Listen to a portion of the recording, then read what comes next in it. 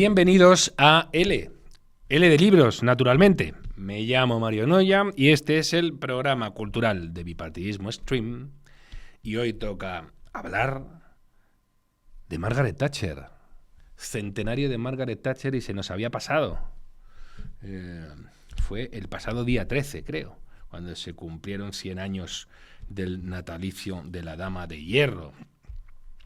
Y entonces yo voy a aprovechar esta ocasión para recomendar encarecidamente un librito de Niall Ferguson. Niall Ferguson suele escribir tochazos, pero este librito está muy bien para todo aquel que se quiera aproximar a la figura de una de los políticos más determinantes del siglo XX.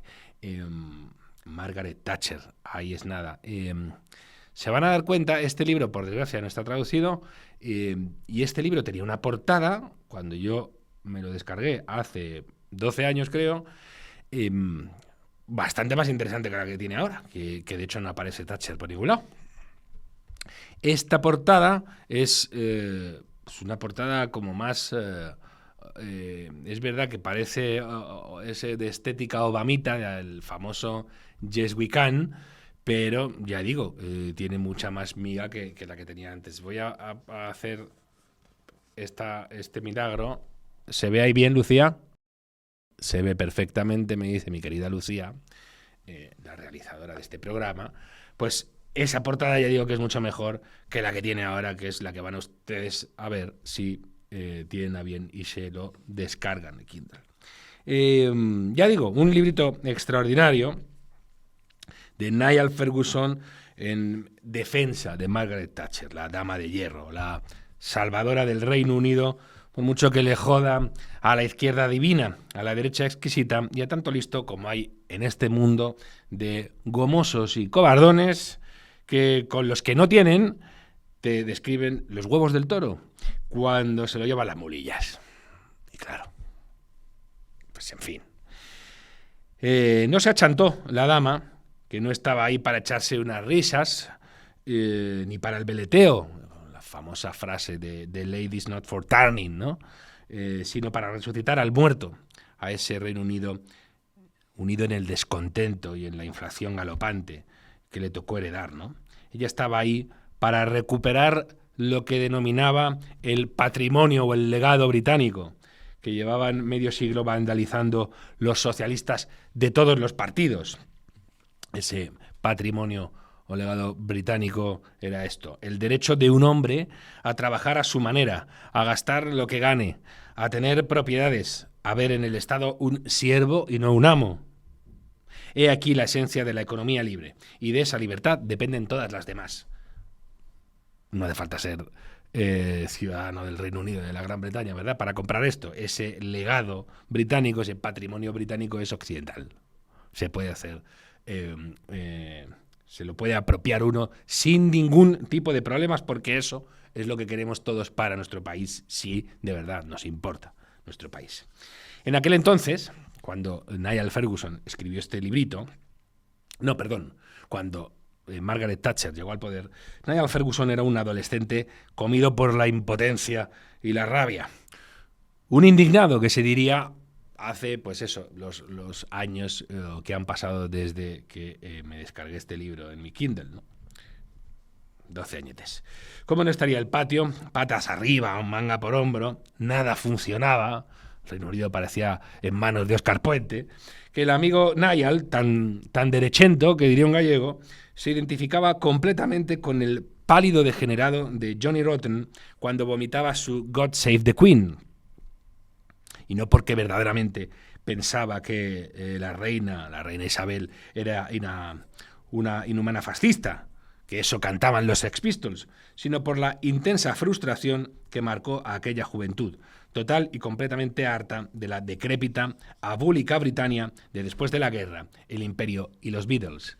No sé si los jóvenes que puedan estar viendo esta edición de L se sienten identificados,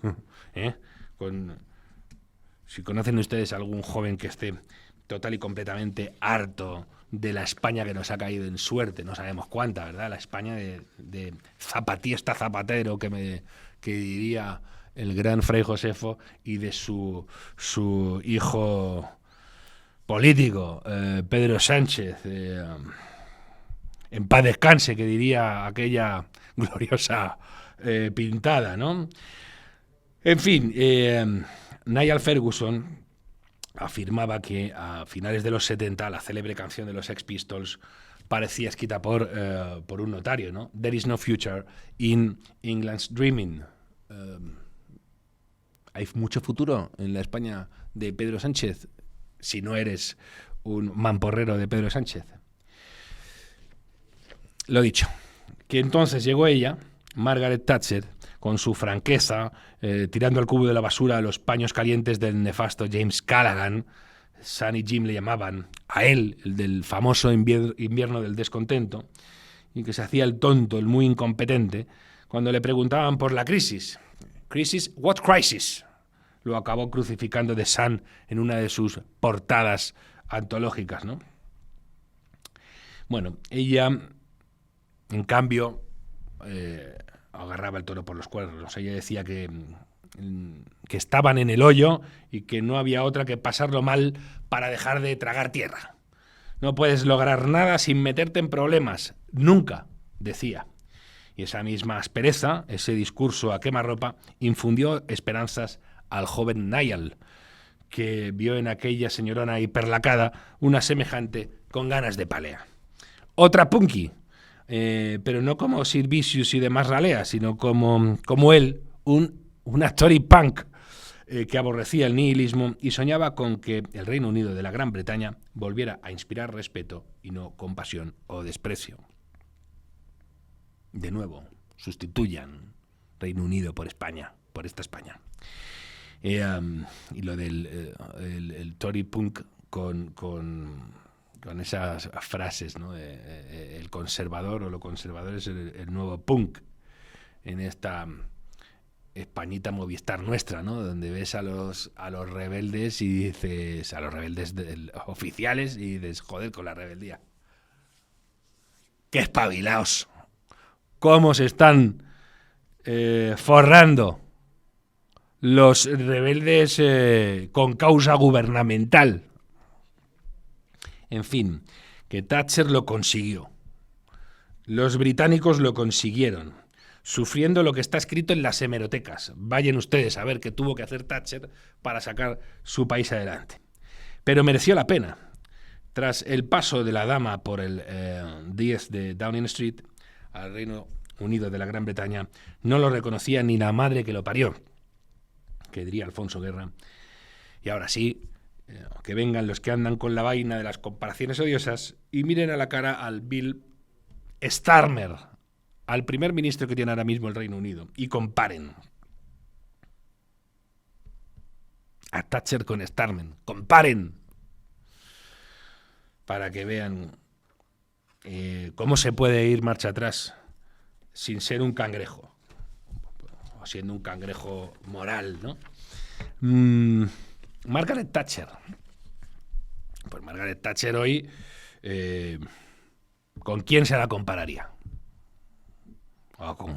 En tiempos se la asoció en sus tiempos con Reagan y con Juan Pablo II, un trío que cambió el mundo, según John O'Sullivan, autor de un libro impagable que publicó Gota a Gota en 2007 y titulado El presidente, el papa y la primera ministra. Léanlo. No sé si es fácil hacerse con él porque los libros de Gota a Gota no son fáciles de encontrar normalmente en el mercado de segunda mano. Hoy, ¿con quién se asociaría a Margaret Thatcher?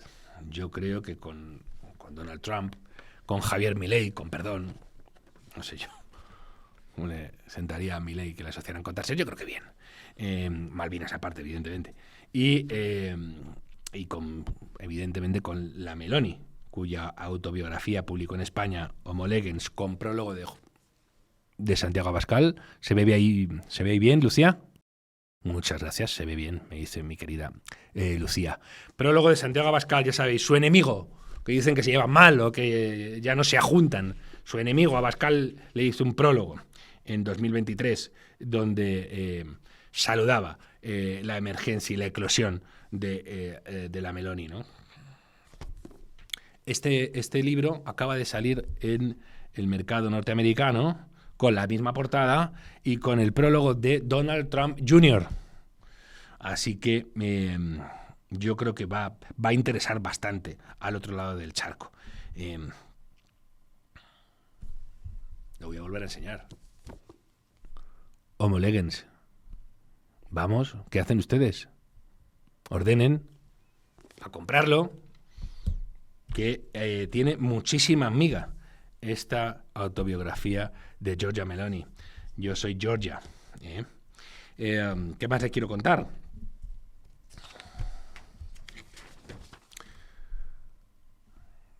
La comparación que hemos dicho antes, ¿no? De Thatcher con Starmer, ¿no? El Reino Unido, por desgracia, vuelve a no ser reconocido. Parece una especie de boxeador sonado que no ha sabido lidiar con el Brexit y que ha visto una sucesión de primeros ministros que no parecen haber hecho otra cosa que papelones. Vaya papelones, ¿no? ¿Qué hubiera dicho Margaret Thatcher del referéndum escocés, por ejemplo? Convocado por su propio partido. ¿Qué hubiera dicho del Brexit? ¿Qué hubiera dicho de David Cameron, que fue el promotor del referéndum escocés y del propio Brexit? Y además, madre mía, además de qué manera, ¿no? Qué confusión provocó ese buen hombre. ¿Qué hubiera dicho Margaret Thatcher de Theresa May, de Boris Johnson, de Liz Truss o de Rishi Sunak? Dentro de 5 años les leen a ustedes estos nombres y dirán, pero ¿cómo va a haber habido una primera ministra en el Reino Unido que se llama Liz Truss? Oye, ¿y qué hizo Rishi Sunak? Bueno, mucho conservador sí se va a acordar, mucho, pero no para bien, de lo que hicieron estos tipos, ¿no? ¿Y qué hubiera dicho Margaret Thatcher de la descomposición social de un país donde se detiene a gente por exhibir la bandera de Inglaterra o la Union Jack y sin embargo es escenario de manifestaciones monstruo donde no hay una sola bandera británica y hay miles y miles de banderas palestinas, en manifestaciones convocadas por palestinazis para hacer el palestinazi, y los judíos acongojados, por no decir otra cosa. En el Reino Unido, que ha pasado de tener un partido laborista comandado por Tony Blair, que casi era un discípulo de Margaret Thatcher, a estar en manos de Starmer. Y antes de Starmer estuvo en manos de Jeremy Corbyn. ¿Que de dónde han salido los palestinazis? Jeremy Corbyn. Jeremy Corbyn ha llegado a ser líder del Partido Laborista. La madre que me parió, que dirían en la escuela diplomática, ¿no? O en la escuela de protocolo. ¿Qué hubiera dicho, por último, Margaret Thatcher de Nigel Farage y de su Partido de la Reforma?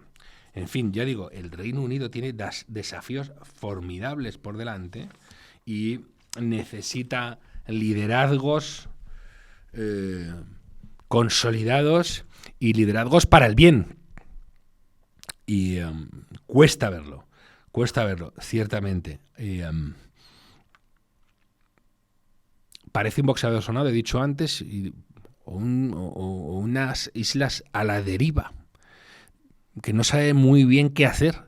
Está ahí entre Europa y el Reino y los Estados Unidos. Siempre ha querido ser el gran conector de ambos mundos, pero parece que tiene una muy grave crisis de confianza en sí misma que le lleva a, pues evidentemente, no valer para cumplir esa función u otras a las que podía estar llamado, siendo líder de la Commonwealth, de una de las grandes comunidades de naciones que hay en el planeta, ¿no? Margaret Thatcher, con independencia de los contextos nacionales de cada cual, pues es un ejemplo de líder. Es un ejemplo de líder que no lloriquea, que se abre camino con sus no con sus solas fuerzas, pero sin cejar en el empeño y sin faltarse al respeto. ¿Y cómo no te faltas al respeto? Pues cuando le tienes respeto o tienes respeto a tus valores, ¿vale? Y Margaret Thatcher ahí estuvo. Valores, el tiempo también es un valor. Lucía me está diciendo que me estoy yendo de tiempo, así que toca dejar a un lado la recomendación de este librito dedicado a Margaret Thatcher de Niall Ferguson, porque me toca hablar con un político español bien relevante y otro que no se pierde una pelea. Es Peleón el que nos viene a visitar ahora, y de hecho su título, el título del libro del que vamos a hablar tiene ardor guerrero, ¿eh? Que viene ya. Don Carlos Flores Juberías, bienvenido hasta su casa. ¿Qué tal? Pues encantadísimo. La guerra por mi cuenta, 2018-2022. Lleva guerreando mucho tiempo, don Carlos, porque hay un volumen previo que es La guerra por mi cuenta, 2007-2017. Don Carlos, la guerra por mi cuenta. ¿Por qué decidió tomar las armas? ¿Fue en 2007? Bueno, yo siempre he tenido la inquietud de escribir. Soy académico, soy profesor universitario, por lo tanto escribir es una obligación, aparte de un placer. Y siempre he tenido también la vocación de debatir acerca de lo público, y en la confluencia entre escribir y debatir pues está la columna periodística. En el año 2007 pues tuve la suerte de que me ofreciesen la posibilidad de empezar a colaborar de manera asidua en las páginas del ABC de la Comunidad Valenciana, y ahí estuve hasta el 18, si no me falla la memoria. De ahí pasé a las páginas de las provincias del Diario Decano de la Comunidad Valenciana, que estuve hasta el 23, ahora escribo con regularidad también en La Gaceta, y lo hago, pues, repito, desde la perspectiva de quien ve su sociedad, la sociedad en la que vive, y cree que tiene el legítimo derecho a intentar mejorarla a través de sus opiniones y de sus críticas. Muy bien. Lo que decía algunos, ¿no? Dice, todo el mundo tiene un libro dentro y dice, hay algunos que deberían someterlo a arresto craneal, ¿no? Bueno, usted está aquí atado a la columna, que es un ejercicio que requiere mucha disciplina. En efecto. Hay mucha gente que se cree que además es fácil. No lo es. Le reto a cualquiera a escribir una columna semanal como usted o diaria como hacían los prodigios Umbral, Campmany y toda esta gente. ¿Y cómo lo harían para encima decir algo siempre pertinente o elegante o bien tirado? Es muy difícil. Y luego están los que dicen, bueno, el periódico sirve para... El periódico de hoy sirve para envolver el pescado de mañana. Y dices, para un momento, porque no es verdad. Uh-huh. Porque las colecciones de artículos, yo me he pegado con algún editor, varios tonos, no hay nadie, digo, pues qué pena, porque aquí es donde se chequea a un autor. A ver qué has dicho, a ver qué has dejado de decir. Eres una veleta, no lo eres, te mueves en función de cómo sopla el viento político o el viento de la oportunidad social. Y aquí está usted, se ha leído, se ha releído, ha dicho, ¿qué cosas contaba yo en 2007 y qué cosas cuento en 2025? Pues en cuanto a lo primero, yo no sé qué pasaría en el siglo XIX, pero desde luego en el siglo XXI una semana da no para una columna, sino para una docena de columnas semanales. Mi problema no era encontrar algo de lo que hablar los miércoles, que era cuando escribía yo, sino decidir cuál de las 1000 cosas que habían pasado en los días anteriores era la que merecía reflexionar o rememorar, ¿no? En cuanto a lo segundo, bueno, sí, yo he escuchado muchas veces la frase esa de que el papel del periódico de hoy sirve para envolver el pescado de mañana. Pues lo que he intentado es ponérselo un poquito difícil al pescadero, porque ahí está todo encuadernado y ese papel yo creo que no da para la pescadería. Y en cuanto a lo tercero, sí que me he releído, lógicamente, pues cuando ordené, paginé, estructuré los artículos para darles forma de libro, pues me tocó leer o caí en la tentación de releer muchos de ellos y francamente creo que no me arrepiento de nada de lo que he escrito. Fíjate que el libro se publica estando ya en Vox como diputado. En él se recogen unas cuantas columnas escritas antes de ese hecho en torno a la propia evolución política, a la aparición, a la consolidación, de Vox, a la eclosión incluso, de Vox, y no he tenido ni siquiera la tentación de censurarme una sola palabra o un solo adjetivo. Don Carlos, aquí en la introducción cuenta precisamente que ha escrito durante mucho tiempo en las provincias y que dejó de escribir. Lo cancelaron y además coincidió con su salto a la política, ¿no? Bueno, efectivamente, yo estaba escribiendo en aquel momento para las provincias cuando me ofrecieron la posibilidad de ser candidato de Vox a la presidencia de la Generalitat Valenciana. Avisé al periódico de que la noticia se iba a hacer pública en cuestión de 24 o 48 horas. El periódico me felicitó, pero al mismo tiempo me enseñó el camino de salida. Pero le dijeron, bueno, es que no podemos tener columnistas que sean a la vez políticos. Es decir, razonaron. Bueno, imagínate, es una política en la casa. Tenemos analistas. Si el analista se mete en el terreno político, no queremos que se convierta en un propagandista y que se puede ser una posición legítima, ¿no? A ver, se avecinaba una campaña electoral en donde obviamente tener una columna en el diario decano de la Comunidad Valenciana, pues digamos que alteraba la igualdad de armas entre los candidatos. Imagínate la igualdad de armas entre los candidatos, Ximo Puig, Carlos Flores, ¿no? Había una posibilidad plausible de que llegásemos al gobierno valenciano y evidentemente pues tener a un conseller o a un lo que fuese en las columnas del periódico pues no era lo más recomendable. Yo entendí la decisión y por supuesto la respeto y por supuesto tengo un magnífico recuerdo del tiempo que estuve en esas páginas. Fundación Binatea Editorial, tengo que decir, y además está bastante bien editado. Es una pequeña editorial valenciana de Catarroja. Sí. La lleva un buen amigo con el que ya he trabajado en varias ocasiones. Hace muy buen trabajo, tiene además un propósito benéfico, con lo cual redondo. Perfecto. Iba a decir negocio redondo, pero negocio no hay ninguno. Dejémoslo en redondo. Dejémoslo correr, ¿no? El prólogo es de Miguel Ángel Quintana Paz, que a Miguel Ángel Quintana Paz, si le dejas un prólogo, te escribe el libro. Pero bueno, es un prólogo muy interesante. Yo he tenido suerte con eso en el primer volumen. Que no revienta el libro. En el primer volumen el prólogo fue de Juan Manuel de Prada. Ajá. Y el segundo volumen es de Miguel Ángel Quintana Paz, ya de ahí al cielo. Miguel Ángel Quintana Paz es colega suyo del Foro de Profesores, ¿no? Nos conocimos allí, sí, efectivamente. Qué curioso, el Foro de Profesores, que tuvo un papel tan importante en los... Algo se hizo. En los días negros del golpe. Algo se hizo.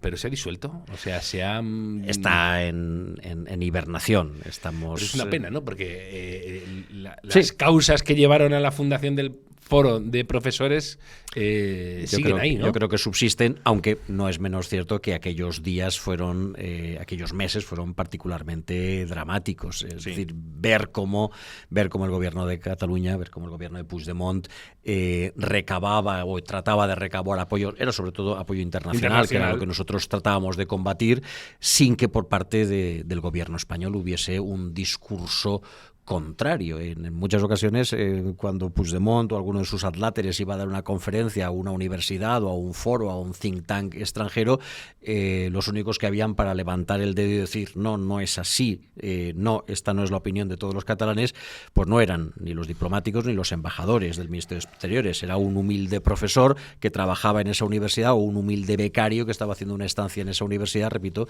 que era el que levantaba el dedo y decir no.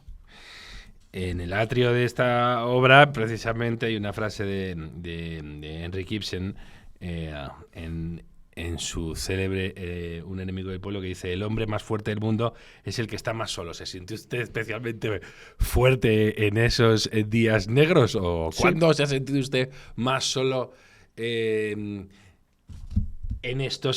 estos años que recoge aquí, de 2018 a 2022? Pues mira, te lo voy a decir con mucha claridad. Durante los meses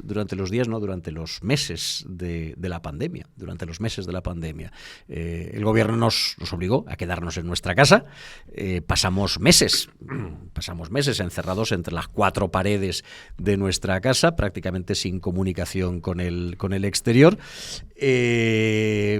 Pero seguíamos teniendo acceso a las redes, acceso a la televisión, capacidad de comunicarnos, y ahí fraguamos una pequeña alianza de profesores de Derecho Constitucional, pero también de otras disciplinas, que hicimos lo mismo que había hecho el Foro de Profesores, es decir, responder, solo que desde dentro, desde la cocina de nuestra casa, a los intentos de recortar nuestras libertades por parte del gobierno de Pedro Sánchez. De intentos nada. Y la sensación, sí, los intentos, algunos frustramos, ¿no? Y la sensación de, repito, estar en la cocina de tu casa y mandar un artículo, mandar un WhatsApp o mandar un comentario respecto de una determinada medida gubernamental y que al día siguiente fuese portada en un periódico y de que al día siguiente el gobierno se la envainase, a mí me reveló que efectivamente una sola persona con la cabeza bien amueblada puede hacer muchas cosas. 3 millones de personas pueden hacer muchas más cosas, evidentemente. Pero es verdad, don Carlos, otra cosa que dice aquí Quintana Paz, bueno, yo lo he comentado en alguna tertulia, y de hecho los editores de esa tertulia pues consiguieron viralizar una intervención mía, que es esto. A Pedro Sánchez lo tiran abajo los estados de alarma. Uh-huh. A Pedro Sánchez, bueno, en fin, ¿qué te voy a contar? Pero Pedro Sánchez tira, ¿pasa nada? Uh-huh. ¿Qué pasa? Sí, me habéis dicho. ¿Y qué? Y esto es lo escalofriante. Dices, oiga, le han repetidamente tirado abajo fechorías liberticidas y no está pagando. No solo no está pagando, sino que yo no soy el que diga este tipo está muerto políticamente y va a perder las elecciones de 2027. Porque él quiere llegar a 2031 como presidente de la para él, Tercera República. Este es capaz de hacer un acto pro Tercera República y de invitar al rey.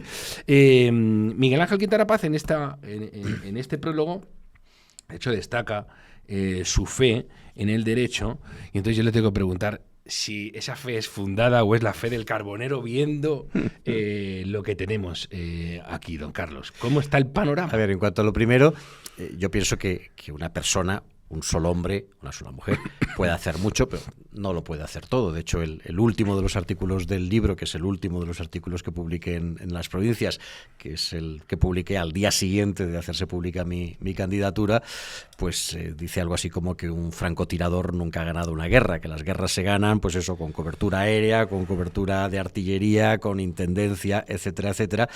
Y en eso estamos todos los que, desde el Parlamento, desde la Judicatura, desde la sociedad civil, desde la economía, entendemos que España necesita cambiar radicalmente de rumbo, y el primer paso para ello es cambiar radicalmente de presidente del gobierno.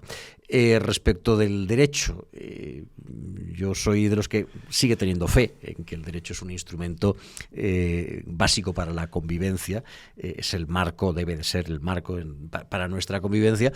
Y nos pueden pasar cosas malas cuando estamos dentro de la ley, pero cuando salimos de la ley siempre nos pasan cosas malas. No es la única solución, pero es parte de la solución. El problema es que estamos en manos de tipos que han identificado el derecho siempre como un enemigo, porque el derecho es lo que objetiva y lo que dice, mira, cada uno va a tener sus causas, cada uno va a considerar qué es bueno y qué es malo. Eso es la ley. Y de repente vengo yo... Eso es la ley. No tenemos tiempo en esta entrevista para diferenciar la ley del derecho. No, pero y aún así, pero lo que quiero decir es que como el derecho va a ser siempre un pilar, que es el que va a administrar la ecuanimidad, el que va a gestionar la ecuanimidad, la imparcialidad, ellos van a decir, a mí me vas a poner algo que encima puede ser objetivable por delante para que me pare, no me paro. Por eso la izquierda siempre ha dicho que la revolución es fuente de derecho, porque no quieren que le paren. Correcto. ¿Qué problema tenemos? La izquierda siempre ha pensado que la ley es un instrumento de dominación. Eso es. Y ahora que está en el poder, utilizan la ley como instrumento de dominación. El derecho es no solamente la ley, no solamente la ley positiva, es la ley natural, son los principios que rigen nuestra convivencia, son nuestras tradiciones, son nuestras costumbres, es lo que en cada momento una sociedad piensa que es justo y que comporta las reglas por las que desearía gobernarse. El derecho trasciende a la ley, es superior a la ley. Por eso hablamos de Estado de Derecho y por eso hablamos del imperio de la ley. Son dos cosas distintas. Y el problema que tenemos es que cuando nos encomendamos al derecho, decimos, el derecho va a hacer justicia en un primer momento y luego viene Cándido Conde Pumpido. Hay gente que dice que el verdadero problema que tiene España no es Pedro Sánchez, sino Cándido Conde Pumpido, porque es un tipo que va a dinamitar las propias o las pocas alternativas que tenemos a poner pie en pared con este tipo. Alguien pensará que es de formación profesional, porque yo soy catedrático de Derecho Constitucional, pero en el libro está puesto la gran tragedia de estos últimos años es el no poder contar con el Tribunal Constitucional para garantizar, repito, esas reglas mínimas, esas reglas básicas de convivencia. La gran tragedia es estar indefensos ante el abuso del poder político. Esa es la gran tragedia, no tener el amparo del derecho cuando la ley se convierte en arbitraria. Aquí, de hecho, también en uno de los años da cumplida cuenta de cuando ponen en la mira al Consejo General del Poder Judicial.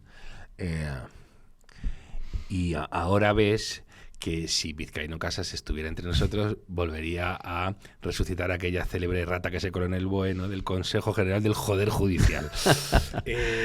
Sí, porque el Tribunal Constitucional, digamos, nos salva de las grandes arbitrariedades. El juez, iba a decir el juez de la esquina, ¿no? Los jueces nos salvan de las pequeñas arbitrariedades, ¿no? Y si los jueces pues no son independientes o son temerosos del poder político o ven que sus medios materiales están mediatizados por el poder político o se ven sofocados por un poder político que no quiere dotarlo suficientemente, pues evidentemente se resiente la independencia judicial y se resienten las garantías de los ciudadanos. En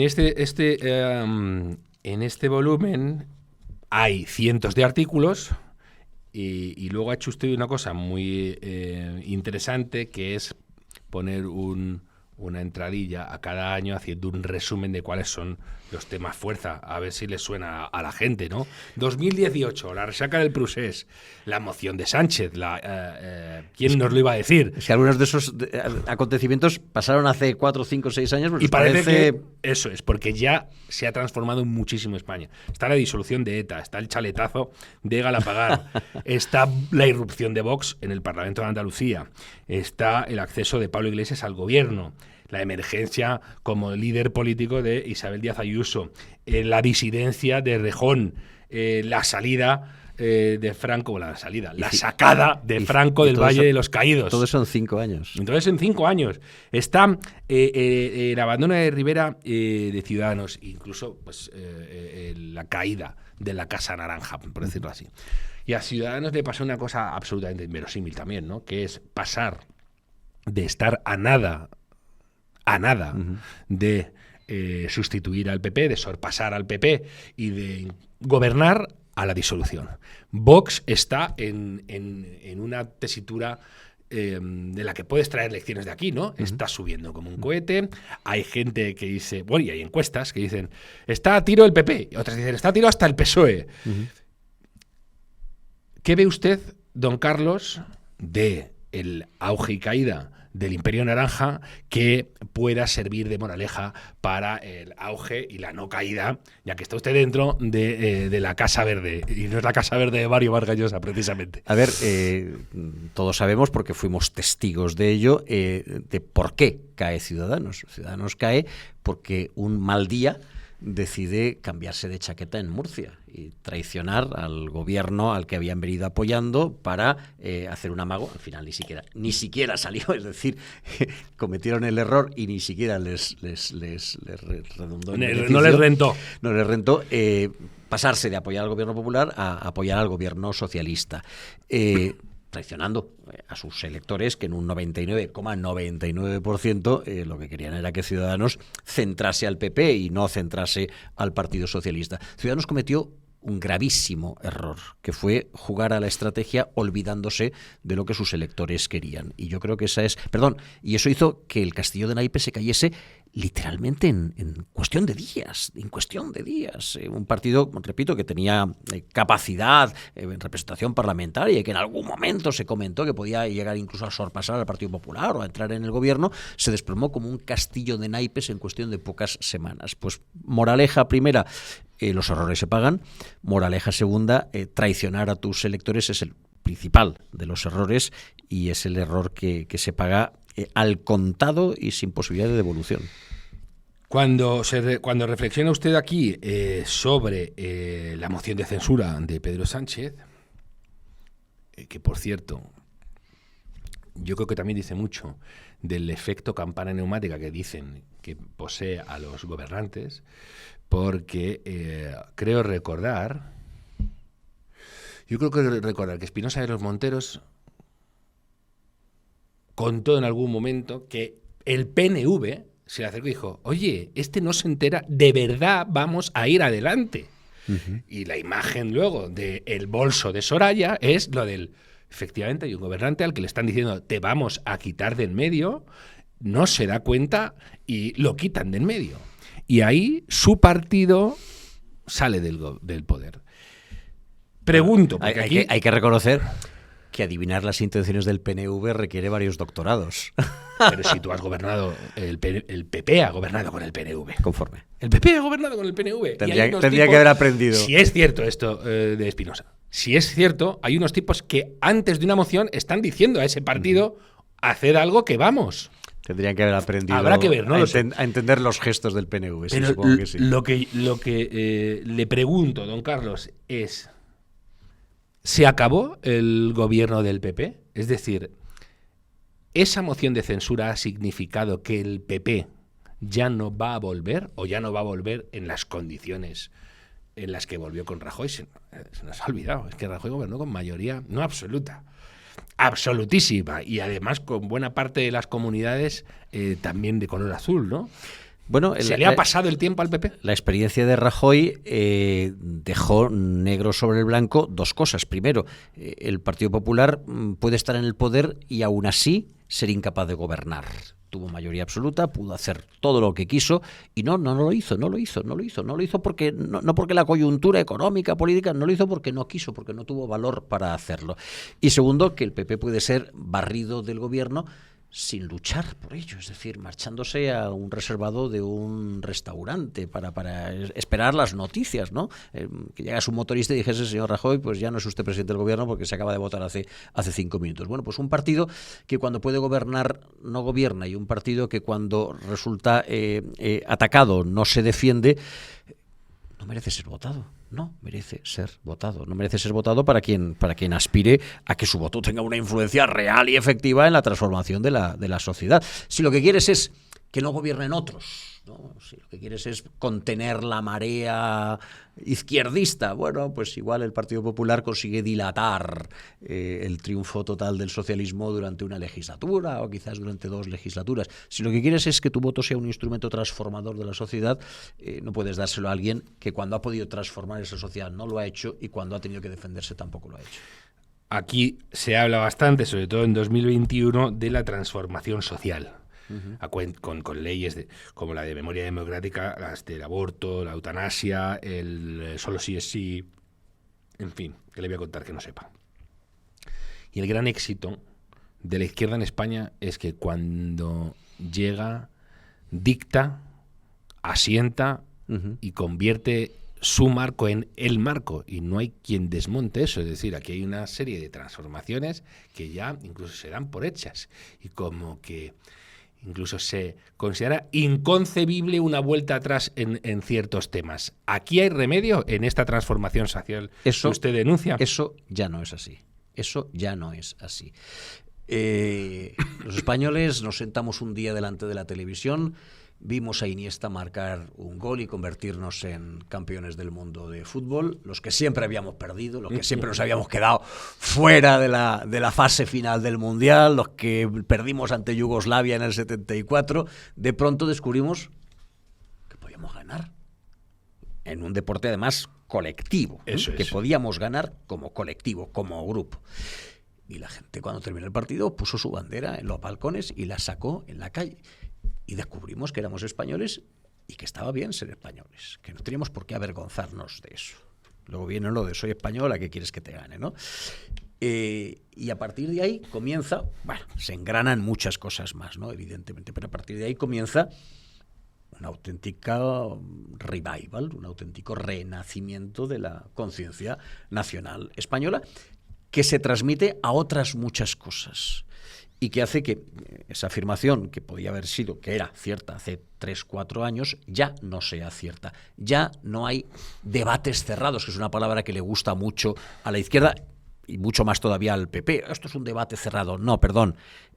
Mientras yo no haya callado la boca, este debate no ha terminado. Mientras yo no haya bajado las manos, los brazos, este debate no ha concluido. Y no ha concluido el debate sobre el aborto, no ha concluido el debate sobre la memoria democrática, no ha concluido el debate sobre las autonomías, no ha concluido el debate sobre el despilfarro del gobierno, no ha concluido el debate cultural. Ninguno de esos debates ha concluido mientras nosotros estemos en pie. Pues viene, para concluir, don Carlos, vamos a hablar de Valencia. Vale. Hay que hablar de Valencia. Me parece muy bien. Hay un texto, además, que a mí me ha llamado la atención, el de Cataluña y Valencia después del procés, publicado el 11 de abril de 2018. Vaya relación que ha habido siempre tensísima entre Cataluña y Valencia. Ha habido momentos... yo recuerdo vivamente cómo Pascual Maragall maniobró de todas las maneras para que la Copa América no fuera a Valencia. Al principio se trataba con condescendencia a los valencianos. Hubo valencianos que tenían complejo de hermano pequeño y se creían que el primer de Zumosol era Cataluña y querían que Cataluña fagocitara a Valencia. ¿Cómo está el panorama ahora? Porque la izquierda valenciana sí que es cierto que sigue siendo muy pancatalanista o muy filocatalanista, no sé cómo llamarlo ya. ¿Cómo está el panorama ahí? Yo creo que también ese debate está muerto. Durante mucho tiempo, efectivamente, ha habido valencianos que han mirado hacia el norte en busca de redención o de integración. Pues mira, esos catalanes son los que el 1 de octubre del 17 votaron marcharse, pero no se acordaron de nosotros. O sea, no pusieron urnas en Valencia, ni en Castellón, ni en Alicante. Dijeron, nosotros nos queremos marchar y los valencianos no somos parte de la misma nación. No, ustedes... No, ese debate está muerto. Yo creo que los valencianos hemos entendido claramente que, en primer lugar, somos una realidad distinta de Cataluña, por supuesto que de Castilla también. Somos parte integrante, indisoluble de España. Tenemos nuestra propia idiosincrasia y, por lo tanto, podemos aportar nuestro propio granito de arena. Somos una comunidad abierta, internacional, emprendedora, alegre, receptiva. Hay una manera valenciana de ser español. Y creo que nos sentimos muy orgullosos y muy cómodos. Yo respeto y tengo mucha estima a los catalanes, como respeto y tengo muchísima estima a los aragoneses, a los castellano-manchegos o a los murcianos, por citar solamente las comunidades que limitan con nosotros, pero no nos vamos a ninguna parte y desde luego no nos vamos a ninguna parte sin el resto de los compatriotas. Don Carlos, pues nada, que muchas gracias pues encantado por haber atendido nuestra llamada. A vosotros. Y esperamos la siguiente entrega de La Guerra por su cuenta, que esperemos que cada vez sea menos por su cuenta. Ahora, desde luego, si hay otra, el título será distinto porque ahora no hago la guerra por mi cuenta, ahora hago la guerra disciplinada, pero ilusionadamente. Muchísimas gracias. Se acabó lo que se daba. Hasta aquí esta nueva entrega de L de libros, naturalmente, el programa cultural de Bipartidismo Stream. Mi nombre es Mario Noya y sus convoco para el próximo programa que, Dios mediante, tendremos preparado la semana que viene.